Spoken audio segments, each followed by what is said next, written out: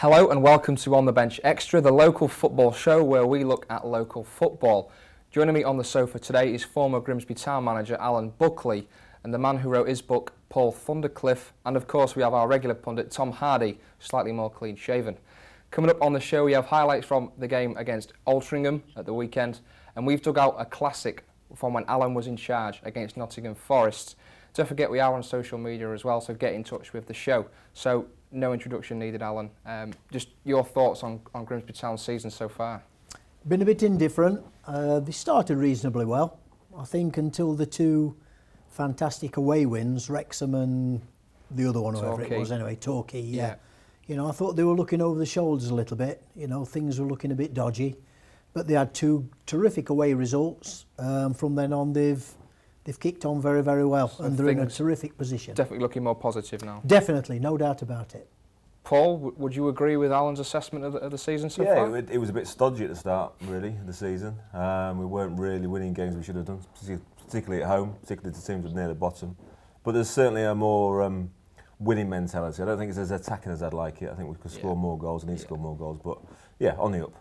Hardy, and obviously we know your thoughts on the club's season so far, but again, that draw at Altrincham, good result? Now disappointing. I said last week that I thought Town should have won it. It should be the games of winning. I think that's 2 points from 6 against Altrincham, which is a little bit disappointing, especially they're 18th in the table as well. Yeah, fantastic. So Alan, we'll come back to you then. Just your career as a manager, any standout moments for you, any standout results? Well, I mean, there's a few obviously. You know, done about 1,200 games as a manager from the age of 28. Yeah. The fantastic cup runs at Warsaw, a Milk Cup run there in 83, 84, where we ended up playing Liverpool over 2 legs in the semi-final of the Milk Cup, which is the Carling Cup now, is it? Yeah, it is, yeah, fantastic away performances, winning at Arsenal. Obviously at Grimsby when I first came, you know, we won away at Middlesbrough against all the odds in my first season, where we've just started to get things going a little bit then. And since then, obviously, there's been some fantastic results, seasons, overall seasons even, not just results, but it's been a fantastic spell, yeah. Who would you say has been your best signing, you know, at any club as a manager? Snakes at West Brom was an outstanding player, but he was very arrogant, thought he could do everybody's job better than themselves. Grovesy was a fantastic signing for the number of games and the amount of goals he scored and the sort of lad he was fantastic. 1 or 2 players I inherited, you know, like Macca, Kevin Donovan and people, and Paul Futcher. I mean, there's been so many terrific players that played under me. Fantastic. But Futch came here, his career was in tatters. We'll come back to that, Alan. Thank you for that. Lots of players there. So, turning our attention to the latest results from the weekend. Due to the international break, both Hull and Scunthorpe weren't in action, so the latest results are still that 1-0 loss at Turf Moor for Hull and that FA Cup victory for Scunthorpe. Grimsby were in action last weekend at Altrincham, and despite Nathan Arnold's strike, Altrincham found a breakthrough late on. It finished 1-1. Both meetings this season have ended in draws. North Ferriby were also in action midweek at Bradford Park Avenue. Again, the points were shared and this game finished 1-1. The Villagers are 10th in the table and sit 5 points from the playoffs. So we'll start by looking at Grimsby's trip to Altrincham last weekend. Take a look at this. Flat, low, near post, not good. That's more like it. That's a good header by Pearson. Straight into Coburn. Quite get that ball in. Comes in now. Outside the area, blasted in. Straight in to the feet almost of Coburn. Nielsen got hold of it. No, are we looking to save Magnay? Clay comes on. And in comes a free kick. That's a nasty one. That's the first real effort of any note that Altrincham have had on target. Craig Clay. Inside. At distance now. Parslow clips one in. Linnell John Lewis. Gotta be in. Flag is up. I thought he came past his man. To get it. Whether he'd come back, I don't know. Great ball in. A very sharp flag. Linnell John Lewis finished, but offside according to the linesman. We might want to be having a look at that one. That's a good winning header there. There is Linnell John Lewis, gets the ball back. It's a great run by Nielsen. Look at this. Look up now. There's the one into the middle. tipped over the top. Arnold, what a good break by Town. Just a shade too close to Stuart Coburn. Palms it over his crossbar. This is Brown, made good space. Look at this. That's a great ball in by Brown, and he took a chance. He didn't look up, he hit it where there should be problems, and there should have been probably. Arnold, great effort. What a goal. What a goal, right behind it. And he leathered it. Absolutely leathered it. What a good goal. Wide of the mark, that was the idea. We still can't get it past Kavanagh. Sends it straight back to Williams. We can't get hold of this ball at the moment. That's nasty. That's in.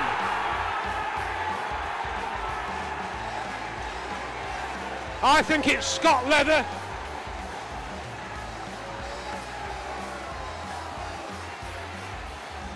Giving it away.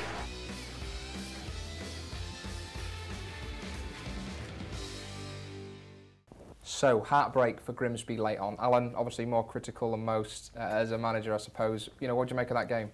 A disappointing, really, disappointing result. As I said earlier, they've had a terrific spell of results, and you're going to Altrincham, not the best placed team in the league, and you expect to beat them. Yeah, should they have done better then when they conceded that goal late on? Well, I think really if you concede and you're away from, if you score and you're winning 1-0 away from home, you don't try and make it 2 and things like that. You don't sit back. You want to get possession of the ball and keep it in their half and really frustrate the opposition. Yeah, Paul, you said before the show that wasn't offside. I have to agree. I don't think it was. You know, I think John Lewis has been a revelation last few weeks, and it was a nice header, good ball in. I can see why it was given, but you know, I don't think it was. And I think had he got that goal, maybe another one after that would have been a win. Yeah, Hardy, that result then, was that 2 points dropped, or was that a point gained, having drawn at Blundell Park as well? Massively, yeah. Like I said before, it's a definitely 2 points dropped. The defence, we said, needed to squeeze out a bit more. They should have closed down the cross as well. Shouldn't have come into the box. Too easy. So we look back at Scunthorpe's then. Was that obviously an FA Cup result, but how do you see their season so far, Hardy? Well, done okay in the Cups so far. They had some decent results in the Capital One Cup at the start of the season as well. Some decent performances. And in the league, starting to improve a little bit. Obviously had no game last week, but hopefully they can get out of that relegation zone and move up the table. Yeah, obviously a break for Scunthorpe. Obviously that game against MK Dons was postponed. So, you know, that FA Cup result, is that how good is that for Scunthorpe? I think it's a good FA Cup result, to be honest with you. You know, Forest Green and no mugs. Yeah. Got a lovely playing surface down there. A well-placed conference side. They say there's not much gap between the leagues nowadays. And I thought it's a banana skin for them, don't forget. Scunthorpe and Forest Green. Yeah. And they got themselves a good result. Again, quickly, Paul, that loss for Hull at Turf Moor, how disappointed would they be with that? Yeah, we're disappointed. I think Hull they had a couple of good results, didn't they? Arsenal, and you know, I think almost they went there expecting maybe to get a result. And you know, the Premier League, as Steve Bruce said, it's a difficult league, and every point you know, it has to be earned. And, yeah, definitely. Didn't do that. I agree, Paul. Thank you. So Greg's been at it again, and he's given me and Hardy another tricky question for our challenge this week. So take a look at this.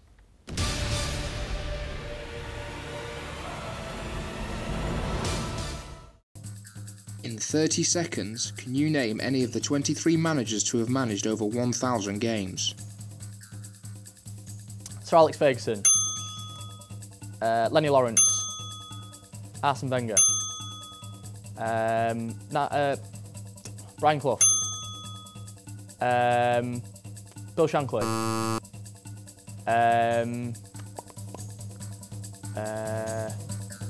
John Toshack, John Gregory,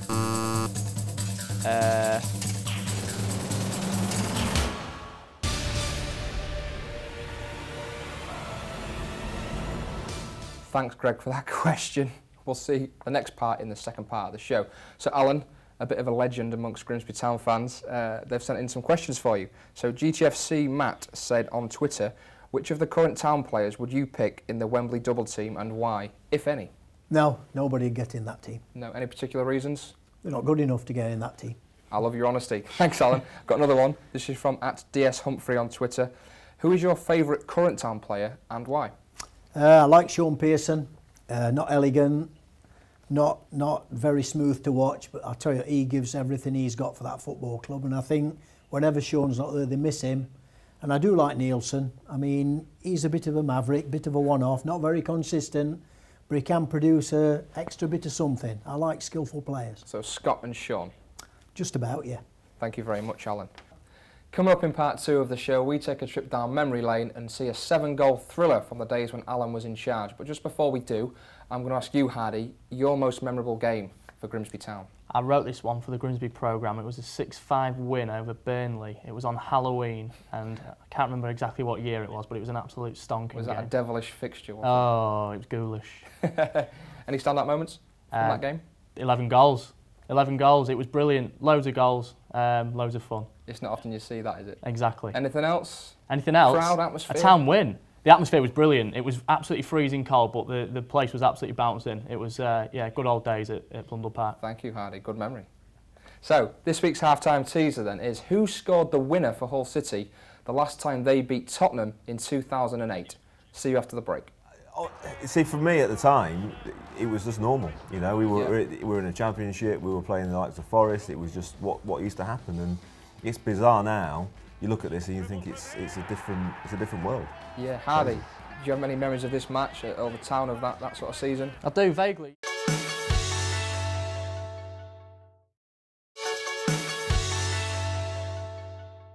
Welcome back to Extra. Before the break, I asked you who scored the winner for Hull City the last time they played Tottenham in 2008, and it was, of course, Giovanni.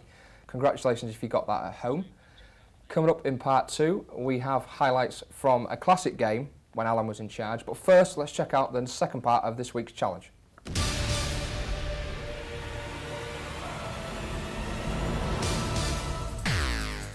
In 30 seconds, can you name any of the 23 managers to have managed over 1,000 games? Sir Alex Ferguson, is Nigel Clough, Brian Clough, Bobby Robson, Bobby Charlton, Gary Speed. That's difficult, that's tough. Jose Mourinho, Kenny Dalglish.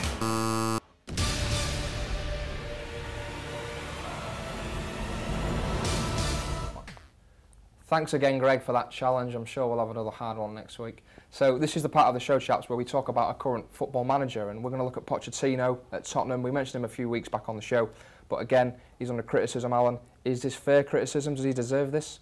Well, I think it's a bit unfair, actually. He hasn't been there that long. The lad's only been in this country, 18 months. I thought he did a fantastic job at Southampton. Different level now, different expectation at Tottenham. It's gone up. Big club, massive club. He does need to put his own stamp on it. But I'll tell you what, football managers don't get a honeymoon period nowadays. Supporters are very demanding, you know, and they expect to see a club like that winning all the time. Yeah, Paul, they don't get that chance really, do they now? They want to hit the ground running. Do you agree with Alan? Is it yeah, unfair? I do to a point. I'd like to have seen him stay at Southampton, I think. Yeah. I think he was doing some great things there, and I think he maybe just misjudged how different it was going to be there. As Alan said, the fans are very different, very demanding, whereas Southampton were just happy, I think, to do well. So, you know, I'm pleased Southampton's still doing well. With him not being there, it proves that he had a legacy to do that. Yeah. But I'm not sure whether he'll get the time. I think the next few games are difficult, and potentially, you know, he might not be there come the new year. Yeah, Hardy, his next games are actually, in fact, Hull, Everton, Chelsea, Palace and Swansea. Now, at Tottenham, a couple of seasons back, would be expected to probably win those games. What do you feel now for them? He should be getting about 3 or 4 wins from those games. Obviously, said the Chelsea game, you wouldn't expect him to win, but this season's just been same old Tottenham. They just let the fans down all the time. Daniel Levy, he's not got a lot of patience with managers, so it wouldn't surprise me if he eventually loses his patience. Like Paul said, I'd have liked to have seen Pochettino stay at Southampton. Yeah, he did a brilliant job. Did a really good job, built up a great team. It's obviously good to see Koeman doing a good job there as well, but nice to see Pochettino doing his interviews in English now as well. Yeah, that's great, yeah. Alan, obviously they're sit 12th in the Premier League. They shouldn't be finishing there, should they? They should be at least top 8, definitely. Well, Tottenham are a top 8 club, aren't they? But, you know, you've got to win your games to be like that. I disagree with these. I think if Pochettino's did a fantastic job at Southampton, Tottenham are a cut above. No disrespect to Southampton. Yeah. And if he's got anything about him, he's got to take the challenge of Tottenham. Yeah, fantastic. Thank you, Alan. So, we'll take that trip down memory lane now, and here's a game of Alan's against Nottingham Forest from January 2000. So, Alan, what are your memories of this game? Are there many? Terrific performance. Obviously back in the Championship, playing Nottingham Forest, former European Cup winners, obviously. And if you look here, we're attacking nearly all the time.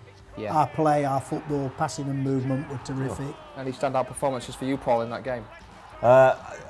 See, for me at the time, it was just normal. You know, we were in a Championship, we were playing the likes of Forest. It was just what used to happen, and it's bizarre now. You look at this and you think it's a different world. Yeah, Hardy, do you have many memories of this match or the town of that sort of season? I do, vaguely, yeah. I think I was about 8 years old at the time, but I remember being at the game, and I remember it being another cracker, like the Burnley one. Lots of goals and some great town players on show as well. Alan, you remember this goal, don't you? Yeah, terrific pace from Ashcroft there. Very talented player when the mood took him. Very, very talented. His pace was good there. Took it away from the central defender and just rolled it past the goalkeeper. Did you work on one-on-ones in training? No, Lee saw me do that many times in training at West Brom and at Grimsby, and it was a terrifically taken goal. But Ashcroft and Leicester as a pair, I had some good pairs at Grimsby, and possibly on their day they were a match for any of the good pairings from players I had. Obviously, a fantastic goal from Forest there. Could that be stopped? No, I mean it's interesting looking at that. The amount of away fans you've got there, or Libra. You know, that's what's missing from Grimsby now. You know, you've got 10, 15 away fans. You know, the whole atmosphere's gone. But you know, I watching this again, it's just, as I say, you're expecting us to go and win these sort of games, and the fact that we did, you know, is obviously credit to this man. Yeah. But also, it was where we were and where we deserved to be, and it just shows the descent and how far we've gone down. Yeah. I think the thing is though, Paul, there we are playing Nottingham Forest. That is Nottingham Forest. They will fill that. Yeah. Osman's side, won't they? They'll fill that. And if you're playing Southport at home on a Tuesday night, you're not really going to fill it. Yeah, Hardy, do you agree with that? The crowds obviously now have dipped. You know, can we get them back one day? The club get them back? If they get back in the league, and they've got to be playing the teams that, you know, League Two, you're looking at maybe Portsmouth. I know it's a long travel, but they've got the fan base. So it's a shame we don't have those away the away followings coming to Blundell Park now, because it makes the atmosphere so much better. And the game, I think, it affects the game as well. You like that finish from Donovan, didn't you? Yeah. Just passed it in the net. Nobody panicked in that team. Very comfortable with the ball. It just broke for Kevin. Come down on the edge of the box. Don't panic, Kevin. Look, he passes it. Side of the foot, look. He's picked his spot, hasn't he? Brilliantly taken. Placement, not power. Yeah, of course, yeah. You just do what's required to put the ball in the net. Obviously, the game after this was Fulham. Do you remember much of that one? I was there. I went to that game, and Jack Lester scored a lovely little goal, which was his last goal, his last game for town, because he signed for this team, Forest, straight after. So, what was it like looking back at that, Alan, just briefly? Fantastic days. You know, these gentlemen here are on about the away fans, and if you're playing Manchester City and Blackburn Rovers and Wolves and the Sheffield clubs, and you are going to get big gates, you know, and we were competing against those teams, and certainly when the ball were on the floor, we weren't inferior to anybody in that league. Thank you. It was nice looking back at that. So if we look at the upcoming fixtures this weekend, Premier League action resumes as Hull. They host Tottenham. This fixture last season ended 1-1. Scunthorpe United travel to Crawley Town hoping for all 3 points against a mid-table side only 4 points better off. The previous meeting saw the Iron win 2-1. Grimsby host Kidderminster, looking to continue their recent form and further secure their position. This fixture last season ended 3-1 to the Mariners. And finally, North Ferriby travel to Lowestoft Town in a Conference North fixture. All 3 points will be beneficial to playoff aspirations. So that's the fixtures this weekend. So we'll talk about the book. Obviously, you wrote the book. I did. Obviously, it's Alan's sort of story. So talk us through the process of writing that, Paul. It was a strange process in the sense where I'm trying to be Alan when I'm writing it. So what would happen is I'd go to his house, he's very welcoming, and we'd just chat. And I'd ask him the question, as you have today, and luckily today he's just answered it within a minute. You know, some of these questions I would ask would take hours. But what you'd get from that is his fantastic stories. So we'd do that, we'd write the story, I'd write the chapters, we'd come back, and then what I realised we had was something that Grimsby fans had never heard, which was how Alan felt about a lot of the past, a lot of the, you know, because Alan at the time perhaps didn't let the fans know just what he was thinking and feeling. So what came out of the book was a sense of how he felt about a lot of things. But the best moment when doing it all, and we had a great time doing it, I think, was his wife read it, Amanda, and she thought he'd written it.